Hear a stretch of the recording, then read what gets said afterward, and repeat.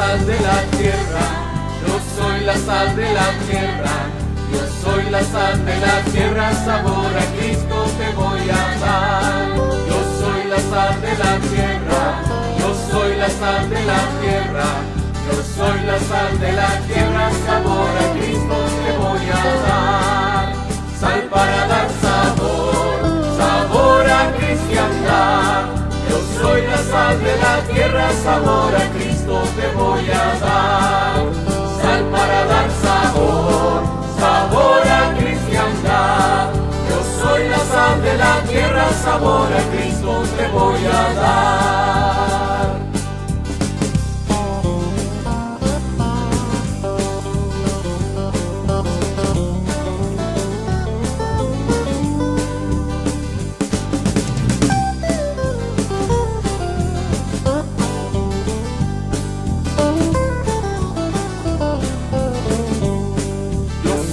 Sal de la tierra, yo soy la sal de la tierra, yo soy la sal de la tierra, sabor a Cristo te voy a dar.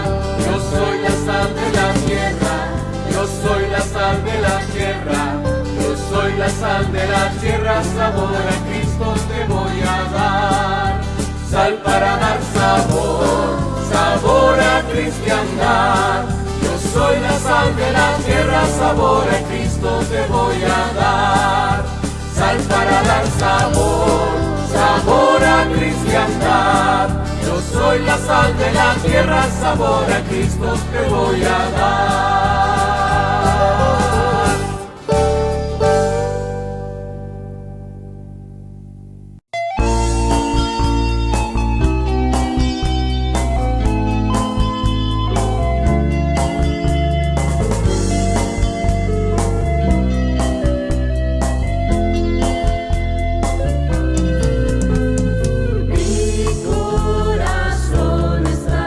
Dispuesto, oh Dios.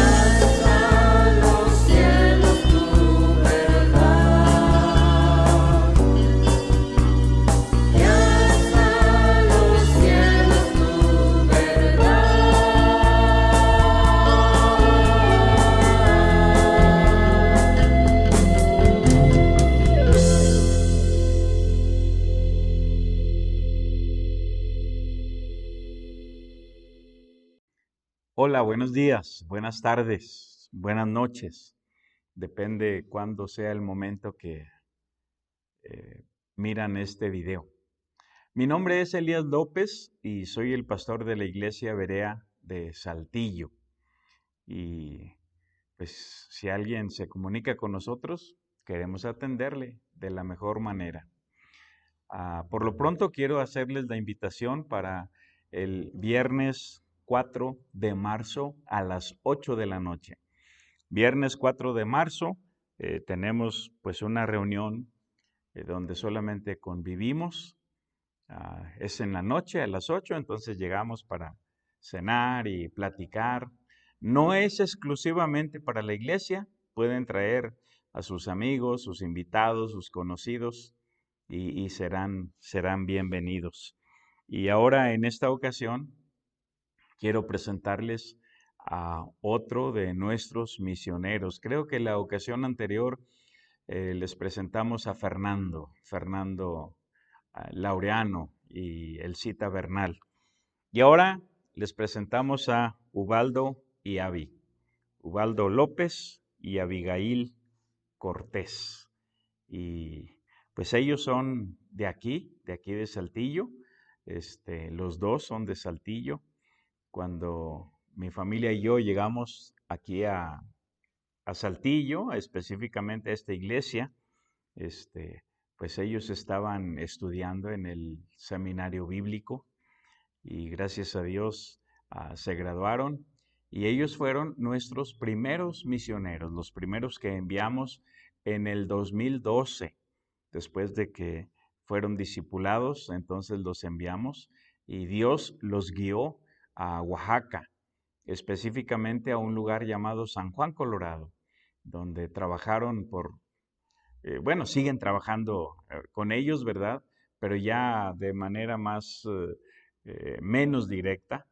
Y ahora hay una iglesia autóctona en ese lugar. Ubaldo y Avi viven en Pinotepa. Dios permitió que Avi terminara la carrera de enfermería y siempre pensaron en motivos misionales para esta carrera y ahora Dios se las concedió. Y tienen una pequeñita que se llama Jenny. Y vamos a orar por ellos y agradecemos sus oraciones también para con ellos. Y hermanos, ustedes que ofrendan, es en estas familias misioneras en las que invertimos las ofrendas que ustedes envían. Vamos a orar. Dios, gracias en esta ocasión por tu presencia en nosotros, como siempre, por medio de tu Espíritu Santo. Y Señor, queremos pedirte ahora por esta familia, López Cortés, por Ubaldo, por Avi, por Jenny, que tú les tomes en tus manos, que sigas manifestándote en la vida de ellos. Y Señor, que cada plan, cada propósito que tú te manifiestes para con ellos, dándoles dirección y ellos siendo sensibles a la voz tuya, a la dirección tuya. Gracias, Dios. Oramos por ellos y oramos por los demás misioneros que tú nos has dado también. En el nombre de nuestro Salvador, Jesucristo. Amén. Bueno, hemos terminado la consideración de la primera carta y la segunda carta a los Corintios. ¿Y de qué hablamos en la segunda a los Corintios? Enfocamos esa carta como un manual de ministerio y hablamos específicamente de el ministerio de la consolación. ¿Cómo andamos en ese sentido? ¿A quién estás consolando en este momento? Hablamos del ministerio de la reconciliación. E igual, ¿cómo andamos en este ministerio? ¿Con quién estás hablando para reconciliarlo con Cristo? ¿Con tus vecinos? ¿Con algún familiar? ¿Con algún amigo? Y también enfocamos acá el ministerio de la generosidad. Y esto tiene que ver con las finanzas. Y dijimos que una razón por qué debemos ser generosos es porque nuestro Dios, al cual amamos, al cual servimos, es un Dios generoso.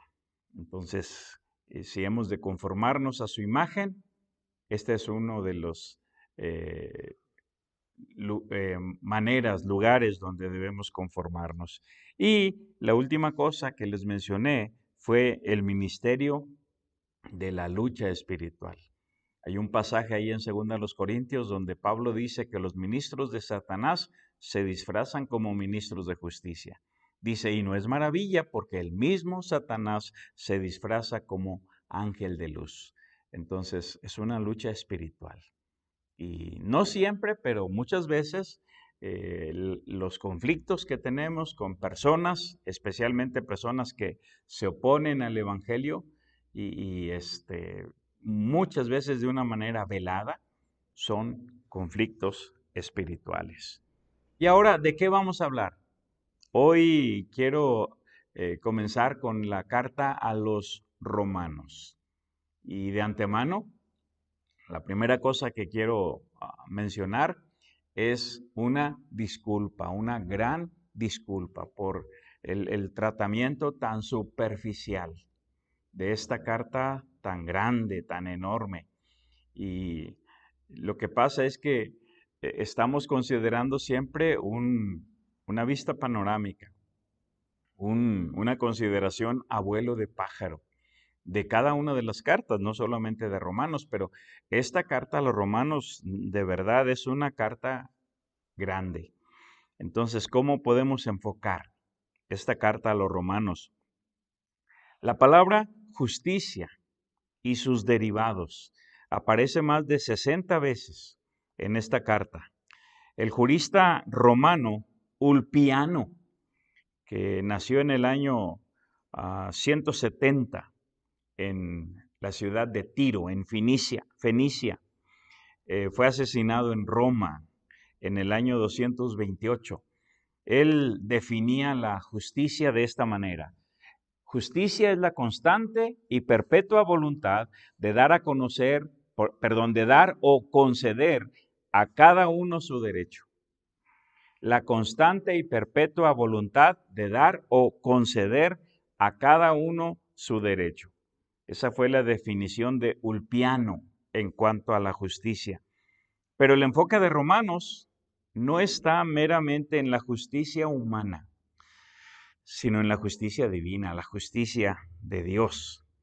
Y este es un concepto que se manifiesta perfectamente en el capítulo 3 y el verso 24. Y ahí lo tienen en su pantalla. Romanos 3:24 dice de esta manera: siendo justificados gratuitamente por su gracia, mediante la redención que es en Cristo Jesús, a quien Dios puso como propiciación por medio de la fe en su sangre, para manifestar su justicia a causa de haber pasado por alto en su paciencia los pecados pasados. Ahora, antes de cambiar de diapositiva, aquí pues cada palabra en realidad merecería una explicación, pero por ejemplo, la palabra propiciación de este verso 25, hablando de Jesús, dice que Dios lo puso como propiciación. Se le llamaba propiciatorio a la cubierta de oro, una lámina de oro que cubría el arca de la alianza. Entonces, eso era el propiciatorio, porque cubría. Y entonces, cuando acá el pasaje dice que Jesús fue puesto como propiciación por medio de la fe en su sangre, o sea, cuando Dios nos ve a través de Jesucristo. Cuando confiamos en Él, cuando confiamos en la sangre que Él derramó en la cruz, en su sacrificio realizado cabalmente en la cruz, entonces Dios no nos ve como somos, como pecadores. Dios nos ve a través del Señor Jesús. De esa manera es lo que significa que Él fue puesto como propiciación. También dice, a causa de haber pasado por alto en su justicia los pecados pasados.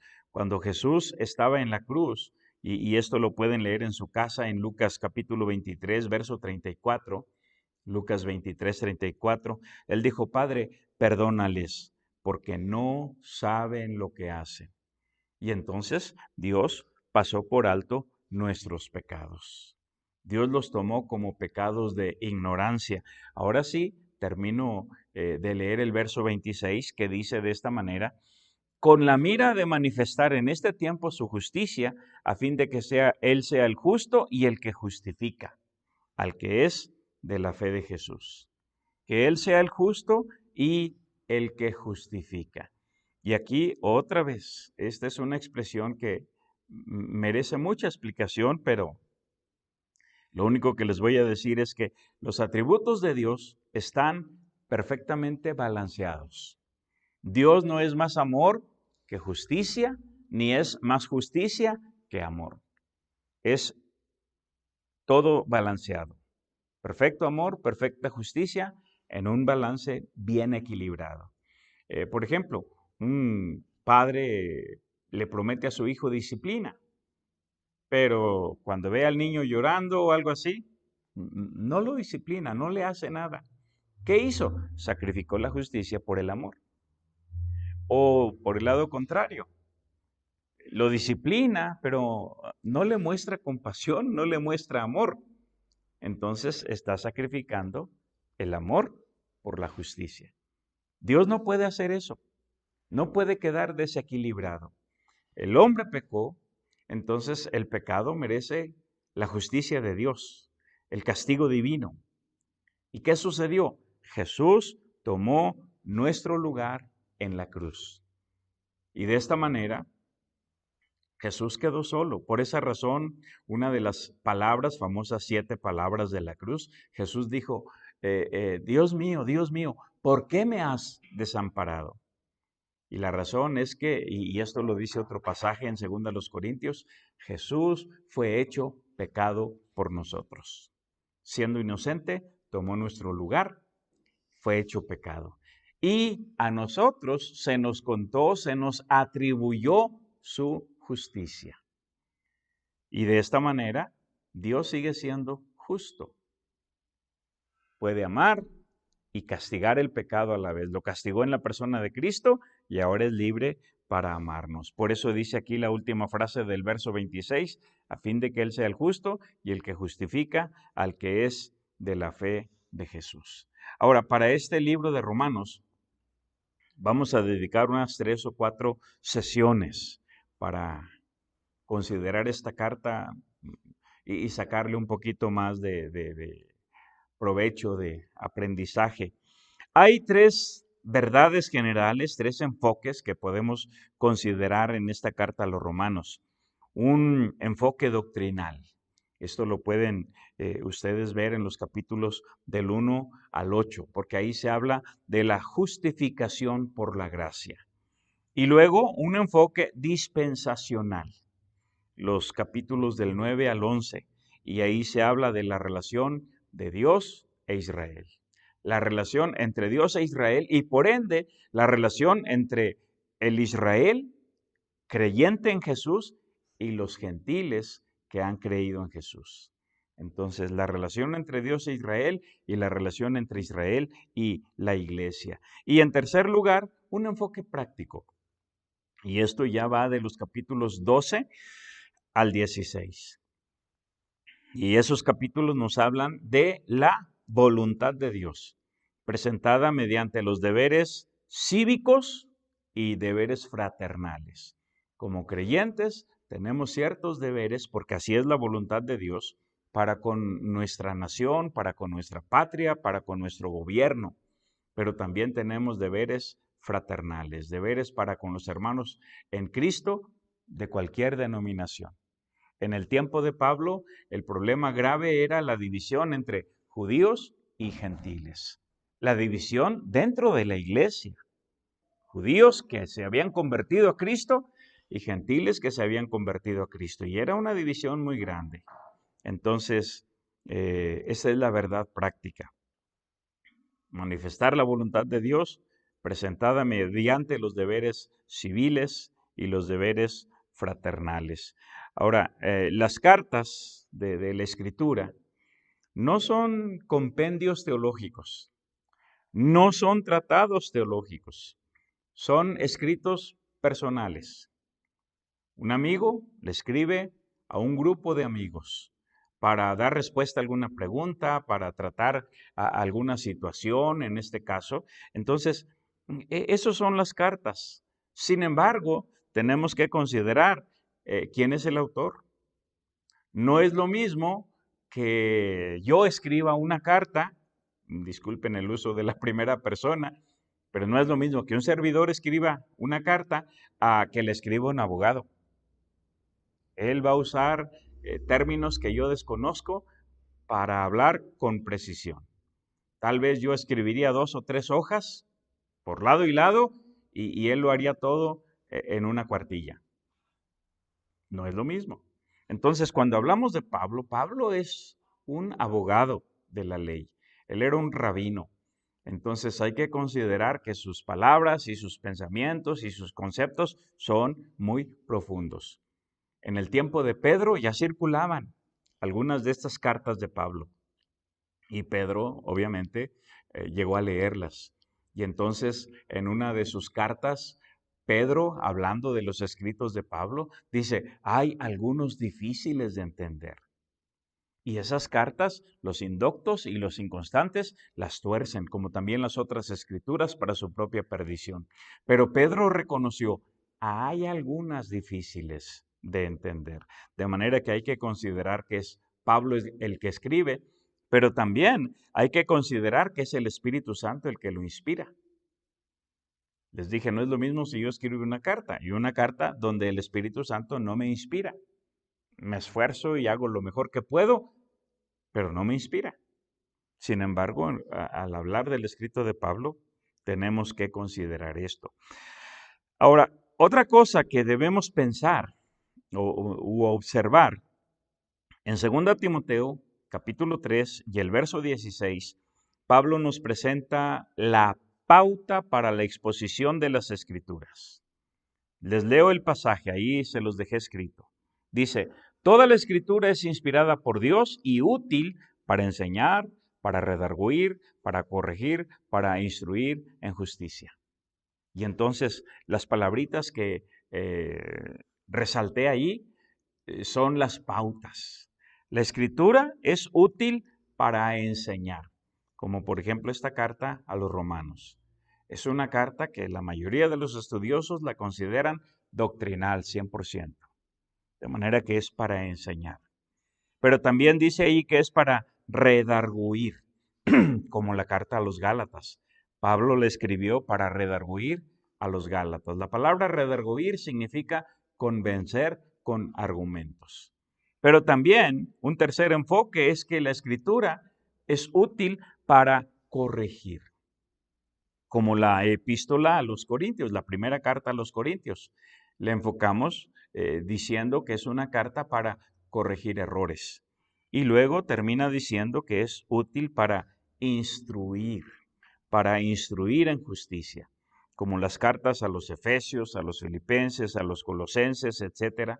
Esas cartas tienen el propósito de instruirnos en justicia, instruirnos en la vida santa, basadas en la doctrina bíblica. ¿Y cuál es el propósito? Verso 17 dice, a fin de que el hombre de Dios sea perfecto, coma. ¿Qué es ser perfecto? Enteramente preparado para toda buena obra. Entonces, este es el enfoque general de toda la Escritura. La Biblia está escrita para hacer estas 4 cosas. Ahora, quiero proponerles un tema general para lo que vamos a ver hoy, que es el capítulo 4, y es la revelación de la ira de Dios. Allí en el verso 18, Romanos 1:18, dice, porque la ira de Dios se revela desde el cielo contra toda impiedad e injusticia de los hombres que detienen con injusticia la verdad. Entonces, estos primeros capítulos nos revelan la ira de Dios contra el pecado. La ira de Dios contra el pecado, y si lo piensan bien, la ira de Dios contra el pecador. contra el pecado y contra el pecador que no se arrepiente. Entonces, hagamos un recorrido a vuelo de pájaro de los primeros 4 capítulos de Romanos. Los primeros 4 capítulos. Entonces, veamos el capítulo 1. Y lo primero que quiero mencionarles es el lugar, la fecha y el propósito. Esta carta fue escrita obviamente por Pablo cuando se encontraba en Corinto, hospedado en la casa de Gayo, uno de sus compañeros de milicia, uno de sus colaboradores, y todo esto ocurrió allá alrededor del año 58 después de Cristo. Miren lo que dice en Romanos 16, versos 22 y 23. Yo, Tercio, que escribí la epístola, os saludo en el Señor. Generalmente Pablo usaba un secretario. Una persona estaba ahí para escribir lo que Pablo dictaba. Entonces, en esta ocasión, el que escribió la carta fue un hombre llamado Tercio. Y él incluye ahí saludos de su parte. Yo estoy escribiendo la carta. ¡Hey, muchachos! Como si hubiera una cámara, ¿verdad?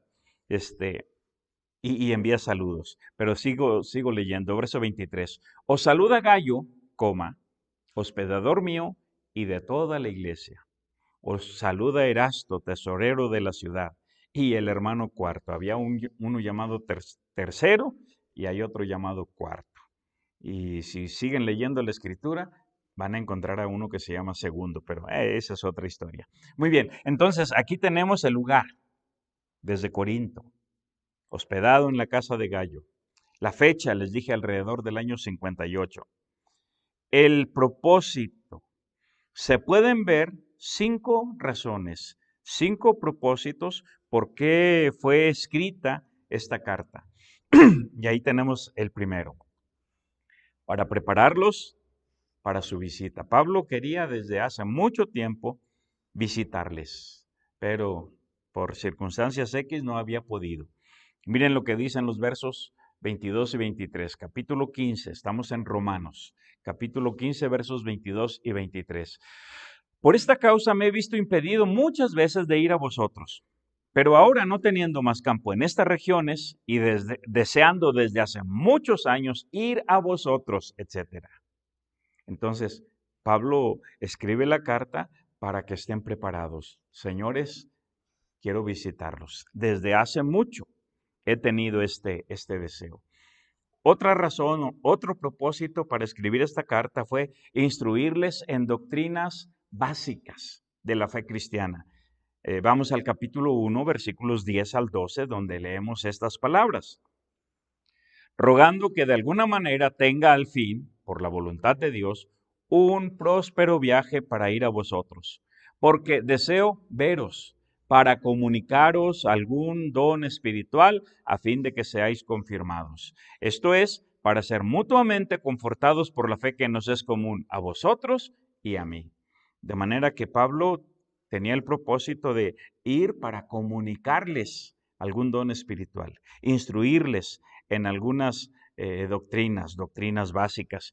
Y una tercera cosa fue prevenirles de las calumnias contra su persona y contra su enseñanza. Pablo tenía enemigos de la doctrina, enemigos de su vida, de su relación con Cristo Jesús. Y entonces Pablo les escribe una de las cosas que los enemigos criticaban y decían de la enseñanza de Pablo, era que Pablo proponía, hagamos lo malo para que venga lo bueno. Pero obviamente no tienen razón. Esto Pablo lo menciona en el capítulo 3, versículo 8. Dice, ¿y por qué no decir como se nos calumnia y como algunos cuya condenación es justa? O sea, Dios los condena justamente. Afirma que nosotros decimos, hagamos males para que vengan bienes. Entonces, esto era lo que ellos habían tergiversado de la filosofía, del pensamiento, de la enseñanza de Pablo. Que Pablo enseñaba, vamos a hacer lo malo para que nos venga lo bueno. Pero no, obviamente no es así. Una cuarta razón por qué se escribió esta carta fue para enseñarles la relación entre Dios e Israel y por ende la relación entre Israel y la iglesia. Esto se puede ver en los capítulos 9, 10 y 11. Y hace muchos años, uno de mis mentores me enseñó este principio. El capítulo 9 nos habla de la relación de Dios e Israel en el pasado. El capítulo 10 enfoca la relación de Dios e Israel en el presente. Y el capítulo 11 enfoca la relación de Dios e Israel en el futuro. Entonces, esta es otra razón por qué Pablo quería visitarles, para hablarles de esto. Y, por último, una quinta y última razón por qué quería visitarles era para enseñarles sus deberes civiles y fraternales, estimulando o favoreciendo así la unidad entre judíos y gentiles y el cumplimiento de la voluntad de Dios. O sea, los capítulos 12 al 16 enfocan todo esto. Como creyentes en Jesucristo, tenemos deberes cívicos para nuestro gobierno, para las leyes que rigen nuestro país, para nuestro presidente, para nuestro gobernante, para la policía, etcétera. Tenemos deberes. Pero también tenemos deberes fraternales. Y todo eso es la voluntad de Dios. En el tiempo de Pablo estaba muy enfatizada la división entre judíos y gentiles creyentes. Judíos que se habían convertido a Cristo, gentiles que se habían convertido a Cristo y ahora formaban una comunidad llamada la iglesia, pero tenían sus divisiones. Entonces, esta fue otra razón por qué Pablo decidió escribirles. Ahora, aquí enfocamos un asunto muy importante. ¿Cómo llegó el Evangelio al Imperio Romano? ¿Cómo llegó el Evangelio? Y lo primero que quiero decirles es que Pablo no fue el primero en llegar a Roma con el Evangelio. Pero hay varias posibilidades históricas. Por ejemplo, y el pasaje que tengo aquí en la pantalla, en esta diapositiva, es un pasaje de Hechos capítulo 2. Y vamos a leer los versículos del 5 al 11. Pero, ¿qué sucedió en Hechos capítulo 2? Perdón, bueno, fue la ocasión cuando Dios envió el Espíritu Santo en el famoso día de Pentecostés. Los judíos de todo el mundo se daban cita en la ciudad de Jerusalén para las fiestas. Y esta era una de esas, la fiesta de Pentecostés. Y Dios, en su soberanía, decidió que en esa ocasión Él enviaría al Espíritu Santo. Pedro predicó un sermón tremendo y muchas personas ahí conocieron por primera vez al Mesías, a Jesús. Y dice de esta manera, moraban. Esta palabra quiere decir que ahí vivían, pero también quiere decir que habían llegado para la fiesta, en este caso. Moraban entonces en Jerusalén judíos, varones piadosos de todas las naciones bajo el cielo. Y hecho este estruendo, se juntó la multitud y estaban confusos, porque cada uno les oía hablar en su propia lengua. Y estaban atónitos y maravillados, diciendo, mirad, ¿no son galileos todos estos que hablan? ¿Cómo pues les oímos nosotros hablar cada uno en nuestra lengua en la que hemos nacido? Partos, medos, elamitas, y los que habitamos en Mesopotamia, en Judea, en Capadocia, en el Ponto y en Asia, en Frigia y Panfilia, en Egipto y en las regiones de África más allá de Cirene, y romanos aquí residentes, tanto judíos como prosélitos.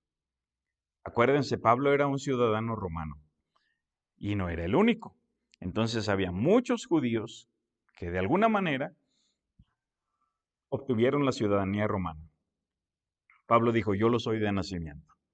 Pero también había romanos, ciudadanos romanos, que no eran israelitas, pero que se habían hecho prosélitos. O sea, se habían adherido a la religión judía. Entonces, estaban ahí en aquella ocasión, en el día de Pentecostés, cuando Pedro predicó. Y obviamente, terminada la fiesta, pues cada quien se regresaba a su lugar. Y los que vinieron de Roma regresaron a Roma con este nuevo entendimiento, que el Mesías de los judíos anduvo en la tierra y que fue crucificado, pero que resucitó al tercer día. Otra posibilidad histórica es la predicación de Esteban.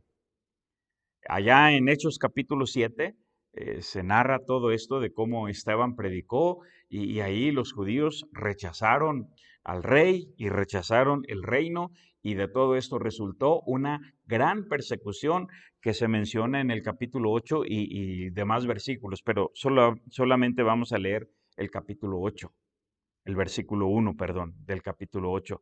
Dice de esta manera: y Saulo consentía en su muerte, o sea, en la muerte de Esteban. De eso habla el capítulo 7. En aquel día hubo una gran persecución contra la iglesia que estaba en Jerusalén, y todos fueron esparcidos por las tierras de Judea y de Samaria, salvo los apóstoles.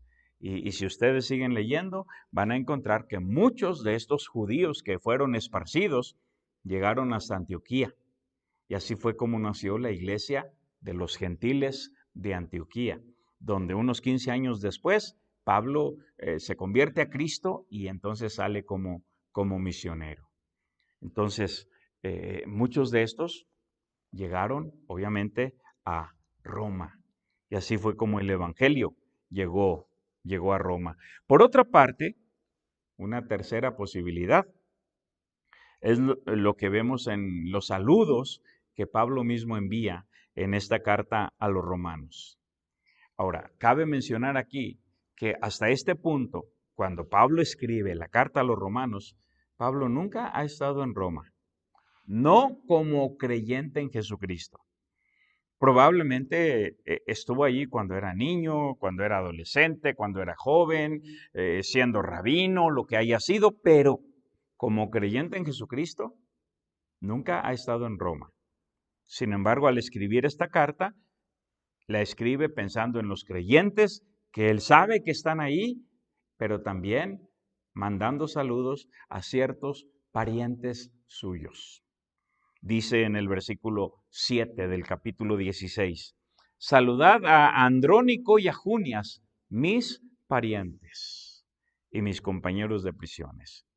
O sea, desde Corinto, donde Pablo está escribiendo esta carta a los romanos, envía saludos para Andrónico y Junias que están en Roma. Y también en el versículo 11, mismo capítulo 16, versículo 11, saludad a Herodión, mi pariente.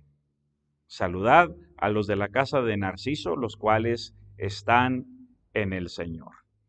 De manera que con estos saludos que él incluye, nos damos cuenta que había gente que Pablo conocía, parientes cercanos, parientes lejanos, lo que haya sido, pero hay gente ahí que conoce a Jesucristo.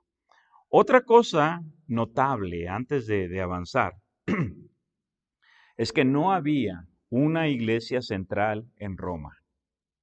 O sea, en muchos lugares, hablando de las iglesias de los bautistas de la convención, en muchas ciudades, muchos pueblos, siempre hay una primera iglesia bautista, siempre. Aquí en Saltillo, en lo que se llama la Plaza de San Francisco, ahí en el centro, están juntas. Está en un lado el templo católico e inmediatamente contiguo al templo católico está el templo bautista, la primera iglesia bautista de aquí de Saltillo. Entonces, no había algo así en Roma. No había una iglesia central. Más bien eran grupos pequeños o comunidades pequeñas llamadas iglesias.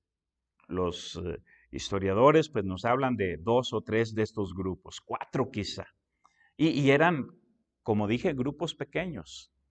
En cierta ocasión vino un misionero mayor que vino para enseñarnos algo de la Escritura y dijo, había un promedio de 100 personas, juntando a todos los grupos. ¡Qué tremendo! O sea, nosotros pensamos en mega iglesias e iglesias grandes, que no hay nada de malo en eso, pero no había tal cosa en Roma. Miren, por ejemplo, aquí en el capítulo 16 y los versículos 3 al 5. en los saludos que Pablo está enviando, dice: saludad a Priscila y Aquila, mis colaboradores en Cristo Jesús, que expusieron su vida por mí, a los cuales no solo yo doy gracias, sino también todas las iglesias de los gentiles. Saludad también a la iglesia de su casa. Ahora, por más grande que sea una casa, ¿cuántas personas caben? Entonces eran comunidades pequeñas. Y esa es la razón por la cual, cuando Pablo escribe esta carta a los romanos, no la dirige a una iglesia específica, sino a todos los que estaban en Roma y que eran creyentes en Jesucristo.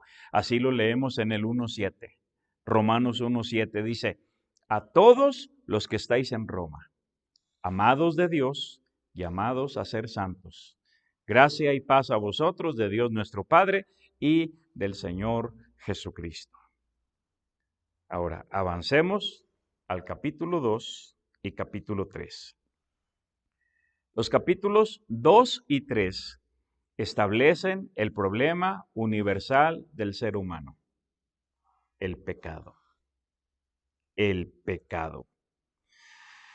A partir del capítulo 1, versículo 18, y a través de todo el capítulo 2, se establece la universalidad del pecado y la culpabilidad del ser humano. Y Pablo dice, tanto judíos como gentiles. La humanidad está dividida en estas cartas en dos grupos principales, judíos y gentiles. Bueno, tres grupos, una entidad que se llama la iglesia. De manera que hay judíos, gentiles, todos aquellos que no somos judíos, y la iglesia. La iglesia, el cuerpo de Cristo. Cualquier judío que se convierte a Cristo, cualquier gentil que se convierte a Cristo. Pero hablando de la universalidad del pecado, la humanidad está dividida en dos grupos, judíos y gentiles. Ahora, dice aquí en el capítulo 3, los versículos 9 al 12. ¿Qué pues? ¿Somos nosotros mejores que ellos? ¿Son mejores los judíos que los gentiles? ¿Son mejores los gentiles que los judíos? En ninguna manera. Pues ya hemos acusado a judíos y a gentiles que todos están bajo pecado. Como está escrito, y aquí Pablo cita el Salmo 32, no hay justo ni aun uno. No hay quien entienda. No hay quien busque a Dios, ni los judíos ni los gentiles. No hay ni uno justo. Todos se desviaron, tanto judíos como gentiles. A una se hicieron inútiles. No hay quien haga lo bueno, no hay ni siquiera uno. Entonces, Pablo encierra a todo el mundo, hombres y mujeres, de cualquier país, de cualquier nación, encerrados bajo pecado. Sin embargo, Dios ha hecho y sigue haciendo todo lo posible para darle testimonio al hombre, para que el hombre le conozca y se reconcilie con él. Porque ahí mismo en la epístola a los Romanos, pero en el capítulo 5, lo vamos a ver más adelante, dice que por causa de nuestro pecado somos enemigos de Dios. Y Dios quiere que el hombre se reconcilie. Y entonces Dios ha dejado su testimonio. Aquí se nos presentan dos cosas básicas. Número uno, Dios ha dado testimonio mediante su creación. Dice en el capítulo 1 los versos 19 y 20. Obviamente ustedes deben leer el capítulo despacio, letra por letra, versículo por versículo, etc. 19 y 20 dice, porque lo que de Dios se conoce les es manifiesto, pues Dios se lo manifestó. Porque las cosas invisibles de Él, su eterno poder y deidad, se hacen claramente visibles desde la creación del mundo, siendo entendidas por medio de las cosas hechas, de modo que no tienen excusa. ¿Cómo es que podemos entender el poder y la deidad de Dios? De acuerdo con el verso 20, por medio de las cosas hechas, por medio de la creación. Y por eso el énfasis, no tienen excusa. No tienen excusa. Entonces, Dios ha dejado su testimonio en la creación. Pero también, y sobre todo, ahora en estos últimos días, Dios le ha dado testimonio al hombre por medio de las Escrituras, por medio de las Escrituras, su palabra, en la cual está plasmado el Evangelio de Jesucristo, muerte, sepultura y resurrección. Aquí en el capítulo 1, los versos 16 y 17 dicen de esta manera: porque no me avergüenzo del Evangelio, porque es poder de Dios para salvación a todo aquel que cree, para salvar al judío y para salvar al griego, o sea, a los gentiles. Al judío primeramente y también al griego. Porque en el Evangelio la justicia de Dios se revela por fe y para fe, como está escrito: mas el justo por la fe vivirá. Ahora, ya hemos leído en Romanos 1:20 que dice que el hombre no tiene excusa. Dios ha dado testimonio por medio de su creación y Dios dice, no tienen excusa. Y ahora, al hablar de la Escritura, en el capítulo 2, versículo 1, dice, por lo cual eres inexcusable, oh hombre, quien quiera que seas, tú que juzgas. Pues en lo que juzgas a otro, te condenas a ti mismo, porque tú que juzgas haces lo mismo. Y si ustedes leen despacio este capítulo, ustedes van a ver en este capítulo que Dios tiene su palabra. Y aquí se menciona como la ley en el Antiguo Testamento. Pero también dice que esa ley está escrita en el corazón del hombre. O sea, el hombre tiene un sentido de lo moral, de lo correcto, de lo ético.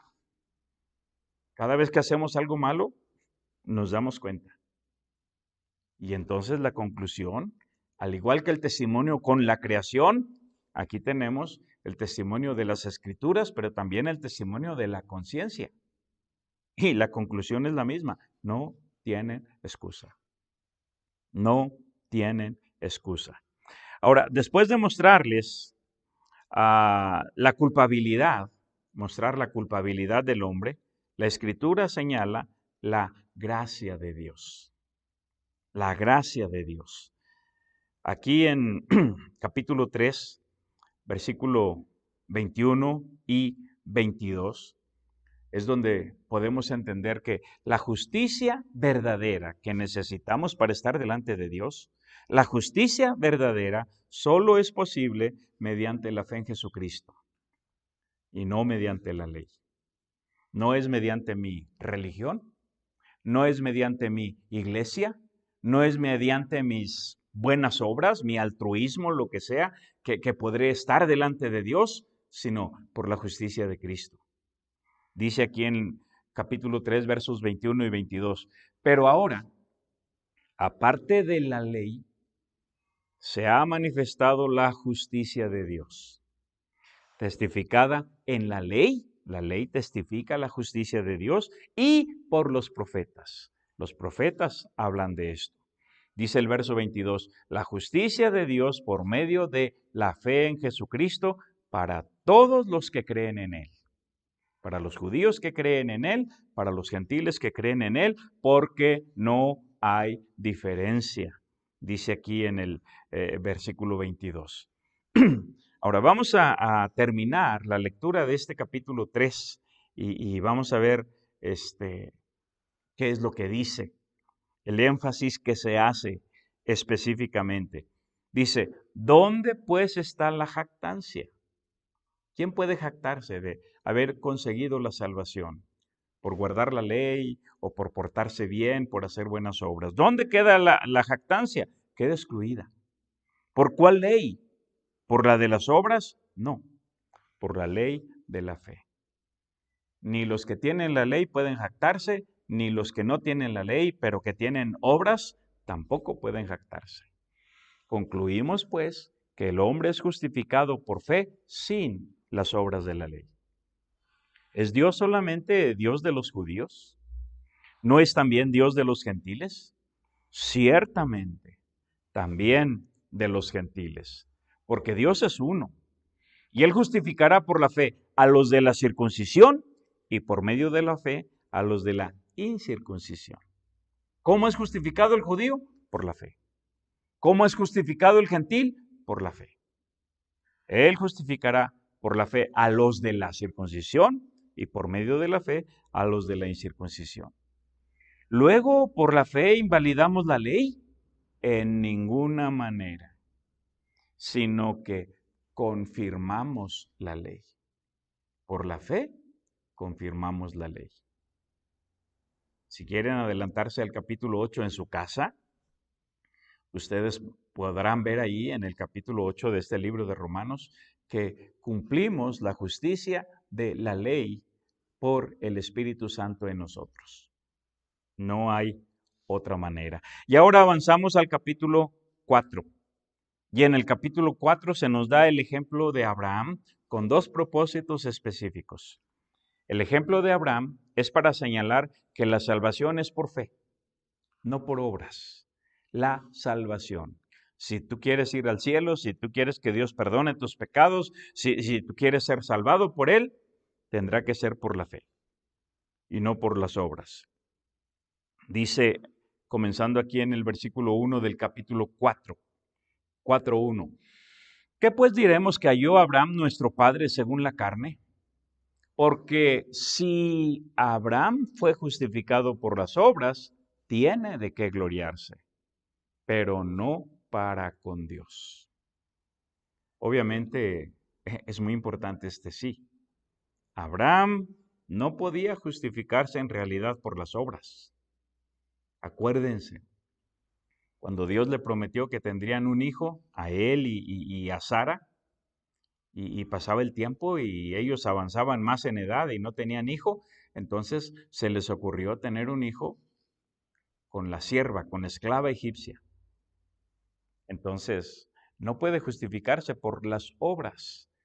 Después de esto, Sara dijo, se están burlando de mi niño, entonces no los quiero en mi casa. Y Abraham corrió literalmente a Agar, su concubina, y a Ismael, su hijo. ¿Puede justificarse por las obras? No para con Dios. No para con Dios.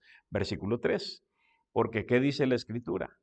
Creyó Abraham a Dios y le fue contado por justicia.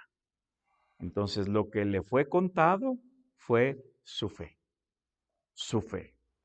Ahora, en este mismo pasaje, capítulo 4, el apóstol Pablo nos da el ejemplo de David.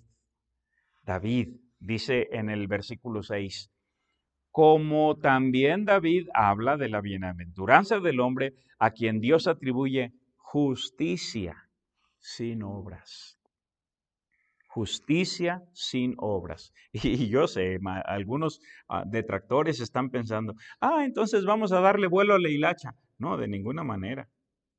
Es como cuando también Pablo se defiende diciendo, algunos dicen que nosotros enseñamos que hagamos bien para que nos venga el mal. No, no se trata de eso. Y no se trata, válgame la expresión otra vez, de darle vuelo a la hilacha.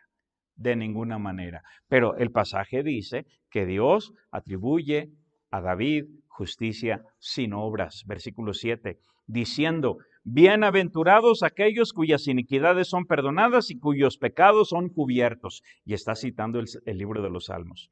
Bienaventurado el varón a quien el Señor no inculpa de pecado.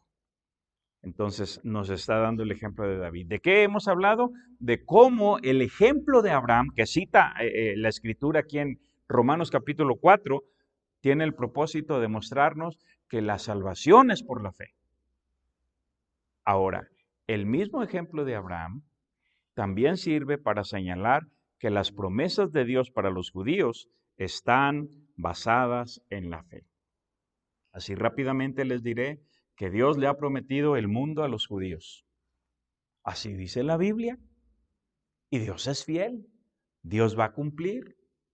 La Biblia habla de un reino físico, literal y terrenal. Cuando el Señor Jesús venga por segunda vez a esta tierra, Él vendrá como rey, rey de los judíos, verdaderamente rey de los judíos, y va a reinar. Y Apocalipsis capítulo 20 nos da un pequeño ejemplo de eso. Estará reinando sobre toda la tierra y los judíos van a heredar la tierra y Dios va a cumplir sus promesas para ellos. Pero no es para todos los judíos.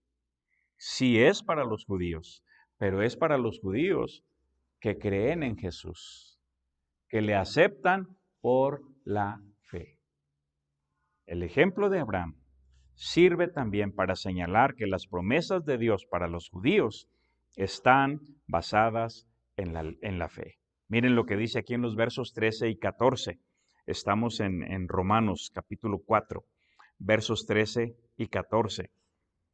Porque no por la ley fue dada a Abraham o a su descendencia la promesa de que sería heredero del mundo, sino por la justicia de la fe. Entre Abraham y Moisés hay una diferencia de por lo menos unos 500 años, 400, 500 años. De manera que Abraham no conoció a Moisés y Abraham no conocía la ley. Entonces, no por la ley le fue dada a Abraham o a su descendencia la promesa de que sería heredero del mundo, sino por la justicia de la fe. Y esta es una promesa que Dios le va a cumplir a Abraham y a su descendencia física. Dice en el verso 22, vamos a avanzar, verso 22, por lo cual también su fe le fue contada por justicia, la fe de Abraham. Y no solamente con respecto a él se escribió que le fue contada, sino también con respecto a nosotros. Y ahora, obviamente, el escritor es Pablo, pero si ustedes leen bien, ahí hay un pasaje específico donde Pablo dice, es a ustedes, a los que les estoy hablando, gentiles. Entonces Pablo se identifica con los gentiles, sino también con respecto a nosotros, a quienes ha de ser contada. Esto es, a los que creemos en el que levantó de los muertos a Jesús, Señor nuestro, el cual fue entregado por nuestras transgresiones y resucitado para nuestra justificación. ¿Cuál es la última palabrita? Justificación. Lo repito. ¿Cuál es la última palabrita? Justificación. ¿Y saben de qué trata el capítulo 5? Que no lo vamos a considerar hoy. El capítulo 5 es para explicarnos qué significa esta palabra, justificación. Por eso comienza diciendo, justificados pues por la fe. ¿De qué hemos hablado en esta ocasión? Les dije, guarden este tema en su mente, este enfoque en su mente.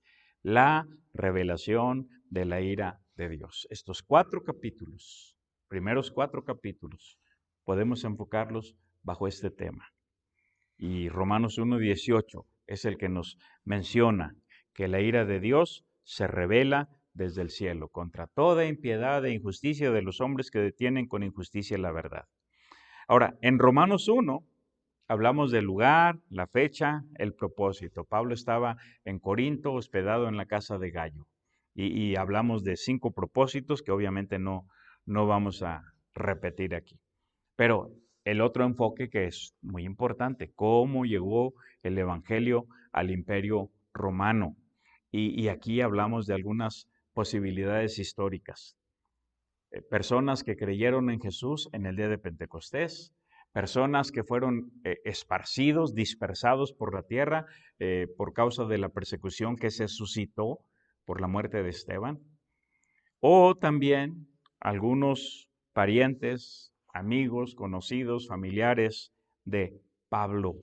Por medio de ellos, el Evangelio llegó a la capital del Imperio Romano. En los capítulos 2 y 3, dijimos que ahí se establece el problema universal del ser humano, el pecado. Y esos capítulos lo establecen bien desde el capítulo 1, verso 18, a través del capítulo 2 y el capítulo 3, pero también Dios habla del testimonio que le ha dado al hombre. El testimonio por medio de la creación, el testimonio por medio de las escrituras y también, aunque no lo enfaticé, el testimonio por medio de la conciencia. El hombre sabe porque Dios ha dejado su ley escrita en el corazón. Y después de mostrarles la culpabilidad universal, la culpabilidad del hombre, la Escritura señala la gracia de Dios. Y en este enfoque vimos que la justicia verdadera solo es posible mediante la fe en Jesucristo. Y al concluir el capítulo 3 vimos que el hombre es justificado por fe sin las obras de la ley. Y llegando al capítulo 4, vimos el ejemplo de Abraham con dos propósitos específicos. Uno, para señalar que la salvación es por la fe, no por las obras. Nunca ha sido por las obras. Y dos, el ejemplo de Abraham también sirve para señalar que las promesas de Dios para los judíos están basadas en la fe. Promesas que Dios le dijo a Abraham, Dios las va a cumplir. Ellos de verdad van a ser herederos del mundo. Porque así lo prometió Dios, por la fe. Por la fe. Si no creen en Jesucristo, si lo rechazan, lamentablemente aquel que lo rechace, pues no verá el cumplimiento de esta promesa. La promesa se cumple por la justicia de la fe en Jesucristo. Júntate con tu familia, tu esposo, tu esposa, tus hijos. Lean este pasaje. Les dije la ocasión anterior que pueden leer la carta a los romanos en 1 hora y 20 minutos. Una lectura pausada. Entonces, y ya les dije al principio, disculpen el tratamiento superficial. Hay mucho que ver en cada capítulo, en cada versículo, en cada concepto de este libro tan grande. Pero ojalá que el contexto y las cosas que estoy enfatizando puedan ayudarles para cuando vuelvan a leer el libro tengan una nueva perspectiva, un panorama más amplio. Oren. Que Dios les bendiga.